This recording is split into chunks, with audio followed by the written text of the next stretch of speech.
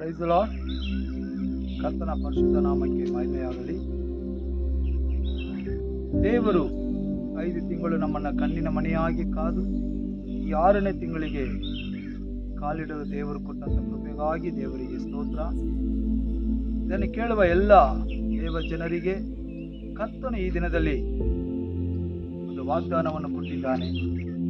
ಯೆಶಾಯ ಪ್ರವಾದನ ಗ್ರಂಥ 58ನೇ ಅಧ್ಯಾಯ 11ನೇ ವಾಕ್ಯದಲ್ಲಿ ನಾವು ನೋಡುವಾಗ, ಯೆಹೋವನು ನಿಮ್ಮನ್ನು ನಿತ್ಯವೂ ನಡೆಸುತ್ತಾ ಮರುಭೂಮಿಯಲ್ಲೂ ನಿಮ್ಮ ಆತ್ಮವನ್ನು ತೃಪ್ತಿಗೊಳಿಸುವನು ಎಂಬುದಾಗಿ. ಕರ್ತನು ಪ್ರತಿದಿನ ನಮ್ಮನ್ನು ನಡೆಸುವಂತ ದೇವರಾಗಿದ್ದು, ಬರಡಾದ ಸಮಯದಲ್ಲೂ, ಕಷ್ಟದ ಸಮಯದಲ್ಲೂ, ಕಣ್ಣೀರಿನ ಸಮಯದಲ್ಲೂ, ವೇದನೆಯ ಸಮಯದಲ್ಲೂ ದೇವರು ನಮ್ಮನ್ನು ಸಂತೈಸಿ ನಮ್ಮ ಆತ್ಮವನ್ನು ತೃಪ್ತಿಪಡಿಸುವನು ಎಂಬುದಾಗಿ ವಾಗ್ದಾನ ಮಾಡಿದ್ದಾನೆ.